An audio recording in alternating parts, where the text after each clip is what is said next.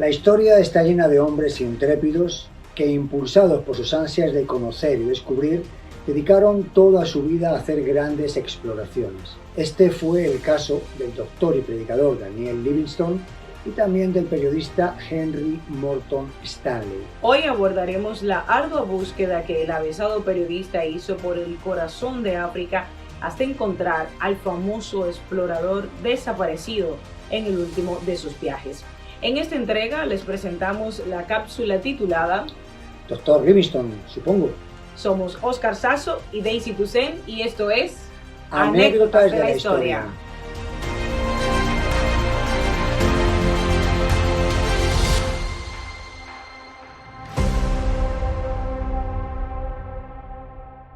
A principios del siglo XIX, África ofrecía ya una costa bien explorada y con mucha actividad comercial gracias fundamentalmente al mercado esclavista de los dos últimos siglos. Sin embargo, los enigmáticos territorios del interior permanecían desconocidos para el hombre blanco. El doctor y predicador David Livingstone había nacido en Escocia en el seno de una familia humilde. Trabajó desde niño en las factorías con interminables jornadas de 14 horas entre las 6 de la mañana y las 8 de la noche. Aún así, logró estudiar en la escuela dominical y más tarde especializarse en teología y medicina, ciencias imprescindibles para convertirse en misionero como era su intención. Su primera misión sería en China, enviado por la London Missionary Society, pero la Guerra del Opio de 1839 dificultó el proyecto, razón por la cual fue enviado a Sudáfrica, exactamente a la misión de Kuruman, dirigida entonces por Robert Moffat, quien le transmitió la visión de expandir la labor hacia las inexploradas tierras que se abrían en el norte.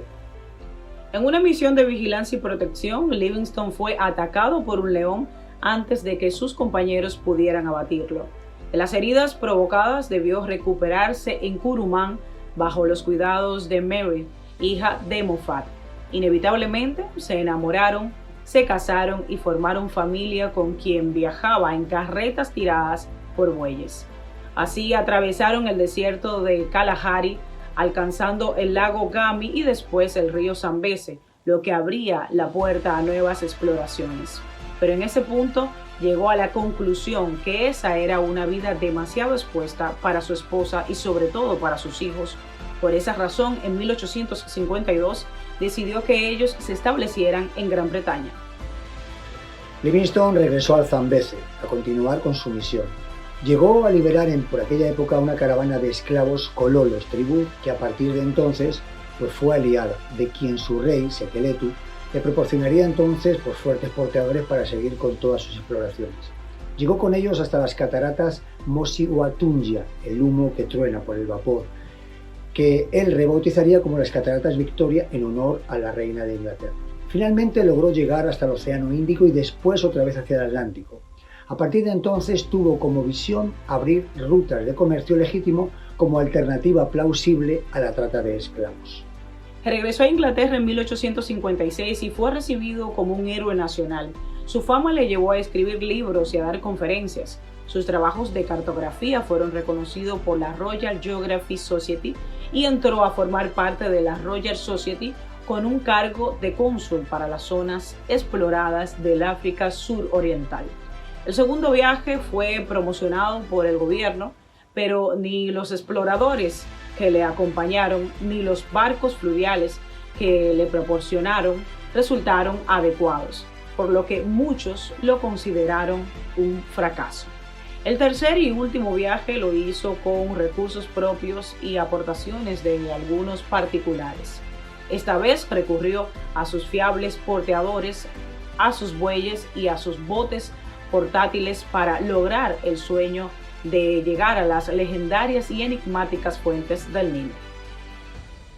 Pero después de 6 años sin noticias de la expedición, James Gordon Bennett Jr., que era el director del periódico The New York Herald, convocó al curtido reportero de origen galés Henry Morton Stanley, quien ya contaba con otras experiencias africanas, y entonces le propuso el encargo de salir en busca del desaparecido Dr. Livingstone, sin escatimar en medios, con el fin de lograr lo que él llamó el reportaje del siglo. Así fue como Stanley partió tras su pista, siguiéndola a partir de la isla de Zanzíbar, desde donde pasó al continente para organizar un equipo con más de 1000 porteadores que cargarían con todo lo imaginable, atravesando junglas, ríos y sabanas, preguntando en cada poblado, indagando con las caravanas que se cruzaban en el camino y sofocando conatos de motín a causa de la extenuación de los nativos.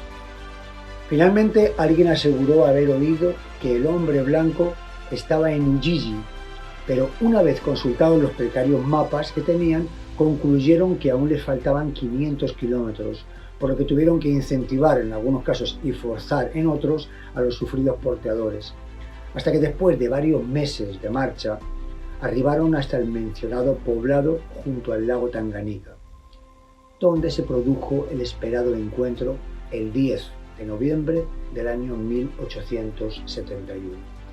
Narra Stanley en su libro Cómo encontrar a Livingstone que provocó un encuentro con todo el protocolo, y cuando tuvo delante al envejecido y casi irreconocible explorador, pronunció la famosa frase que da título a esta cápsula: Dr. Livingstone, hay preso, conocida en español como Dr. Livingstone, supongo. Y continuó: por fin le encontramos, decía. El veterano explorador, muy digno, aclaró que agradecía las molestias, pero que en realidad él no estaba perdido. Se cree que la frase de Stanley, preparada con toda antelación, deseaba establecer un punto de humor británico que sería aplaudido por sus lectores, dado que ellos dos eran los únicos hombres blancos en miles de kilómetros a la redonda, y su interlocutor era evidentemente la persona a quien buscaba. Lo cierto es que Stanley agasajó y cuidó al deteriorado doctor por su enésima crisis de malaria, y en cuanto se restableció lo acompañó en nuevas exploraciones por el norte del lago Tanganika. Pero llegado el momento de regresar, Livingstone decidió no acompañarlo, manifestando que hasta concluir su misión, que era descubrir la fuente del Nilo, su lugar estaba en África. No obstante, le entregó sus cuadernos de notas con los hallazgos de todos esos años para que fueran aprovechados por la ciencia en caso de que a él le pudiera ocurrir algo. En Chimpundú, la aldea del jefe Chitambo, en la actual Zambia, a la edad de 60 años moría Livingstone de una hemorragia interna debido a la disentería que suele provocar la malaria. Debió fallecer mientras rezaba arrodillado a los pies de su cama. Según la tradición de la tribu, su corazón fue enterrado bajo un gran árbol del poblado y sus restos llevados hasta la costa en un viaje de 1600 kilómetros para ser embarcados hasta Londres y enterrados en la abadía de Westminster. Poco podría saber este famoso explorador que las rutas que descubrió, lejos de beneficiar a los nativos africanos, provocaron el apetito de las potencias europeas para explotar sin medida los recursos naturales del continente, haciendo un reparto colonial que ignoraba los territorios establecidos anteriormente por los diferentes reinos autóctonos. Todo esto provocó pobreza y conflictos que se han acarreado hasta la actualidad. Lamentable realidad que, sin embargo, no resta un ápice al legado científico que nos dejó el médico y misionero escocés David Livingstone, a quien le fue la vida en ello y además, de manera involuntaria, coprotagonizara esta irónica anécdota de la historia.